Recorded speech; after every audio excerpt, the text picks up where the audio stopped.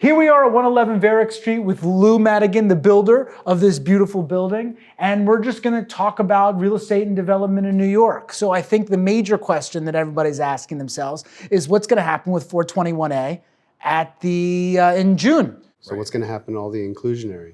Soho rezoning, Gowanus rezoning, all these inclusionary buildings. So inclusionary is a city program. It's a city zoning bonus that was created as part of the 1961 zoning of the city. 421A is a tax abatement program that uses the same affordable square footage that is part of the city's zoning bonus that encourages developers to build affordable housing in exchange for a tax abatement. But don't they usually go hand in hand? That's correct. Inclusionary is the city program to encourage building more square footage, and 421A is the state program that gives developers a tax abatement for doing it. Does anyone understand what Lou is talking about? Just asking, all right, keep going. So while the 421A tax abatement program has been controversial, the period when it was expired in 2014-15 demonstrated to everyone that if you don't have the tax abatement program, you won't get affordable housing or rental housing even built in New York City. So the tax abatement program is an absolute essential. Affordable housing and rental housing built in New York. So what's the purpose? Like why this, if the city is letting it lapse, the terms that are out there all the time is, we need to create affordable housing. There's a lack of housing in New York. So like, what are they thinking? It's not the city, it's the state, right? So, and it's a state program and it applies to all over the state. So upstate legislators and even New York City legislators that are on the progressive side think that 421A is a giveaway to developers and they want to stop it. But the reality is that if you do the basic math of building a building in New York City, it doesn't make sense to do. It's a much better investment to just go invest in the stock market or even buy a mutual fund than it is to build a building, to build a rental building in New York City, especially to build affordable housing. So just for our viewers for a second, what are some of the bonuses that make 421A more palatable to developers? Like, what do you get for joining in on the program? So you continue to pay the taxes that were due before you started your development project. So this site was a garage and it provided the baseline taxes of the site. We then built a building here that it has inclusionary housing, that's the area bonus, and 421A, the tax abatement. And in exchange for doing that, we are paying the same real estate taxes as we were paying for when it was a garage. We pay continuously now, and in exchange for that, 30% of the units in this building are affordable in a metric that the city and the state create together. And from a developer's perspective, every square foot that's affordable is a square foot where we lose money. We're collecting something like $28 a square foot in those rents, and it costs roughly $50 a square foot to run this building. So we lose $25 a square foot for every square foot of affordable housing that's built. But because you did it, you could build a little higher and it balances out. And we're not paying the full real estate taxes we would pay on the other 70% of the units. So I have a question.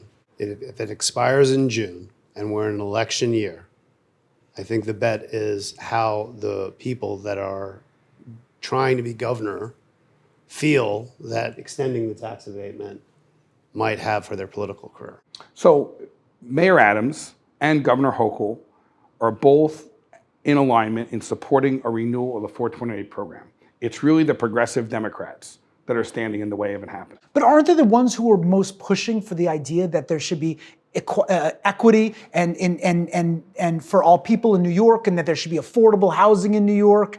And so if they don't give you a way to build in Soho or in Manhattan, then the only place you could build is so far out it takes a mother 2 hours to get from home back to work every day, and she's not home for the kids. It doesn't pay. There's not enough return in Brooklyn or Queens to build rental housing if there isn't a tax abatement when you do it. Particularly considering construction costs are 30% more now. Correct. Because of supply chain issues. Progressive people in New York want affordable housing.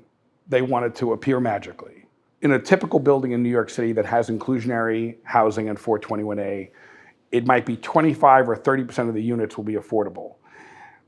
those buildings, you continue to pay the taxes that were due before you started your development project. Those taxes don't increase even though you're building a combination of market rate housing and affordable housing. After you've built that new building, the 30% of the units that are affordable, 24%, are run at a loss. You're collecting something like $25, $26 a square foot in rent, and the building costs $50 a square foot to run. So building affordable housing is a money-losing proposition for any private developer. The only reason to do it is because you're getting a tax abatement for the market rate housing that you're building. That's the deal that we have in the city. We've had, since the early 2000s through a variety of different programs. The governor and the mayor are on the same page about renewing the 421A program, but the progressive Democrats in the state legislature are the people standing in the way of it. Do they have the ability to stall it? I think one of the things they've been asking for is good cause eviction. Hold on, Wes, this is one of your favorite topics. Can you tell us what good cause eviction is? Good cause eviction means that you can't evict somebody unless they don't pay you the rent, or you're going to move into the apartment yourself that you own.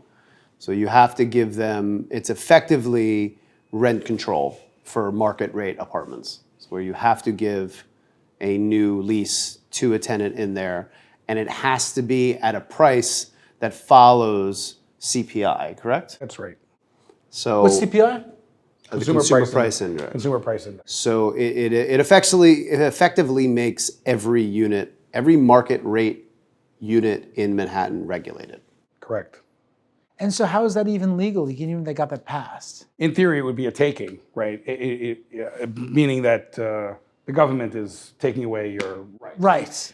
As a building owner, whether that means you're a small landlord, and that's 50% of all the rental housing in the state are people who own less than 5 units, or whether you're a big landlord, it makes every apartment in the city rent regulated.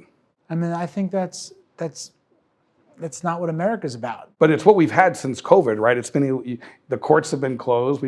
It's illegal to evict anyone. So literally you could be violent, producing drugs, not paying your rent this whole time for the last 2 years, and it's impossible to evict them. And there's all these horror stories that we're starting to hear about this kind of stuff. Correct. And the truth is, though, there's also hardworking people that have got into tough times. You know what I mean? So there's a balance. Not everyone. I don't want everyone to think that we're just cold-hearted, real estate people, and that. But at some point, there has to be incentives for people to own and build real estate in Manhattan. If you want affordable housing, there needs to be more incentives to build these affordable housing, because I don't think anybody is sitting there saying there shouldn't be more affordable housing.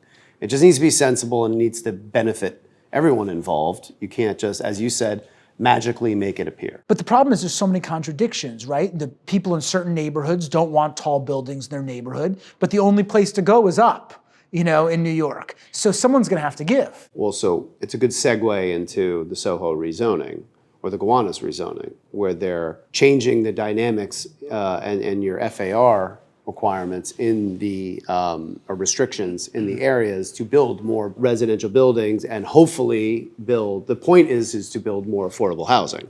FAR is Florida area ratio, is how the city determines how tall and how big you can build a building. Lou, you are a wealth of knowledge. Thank you.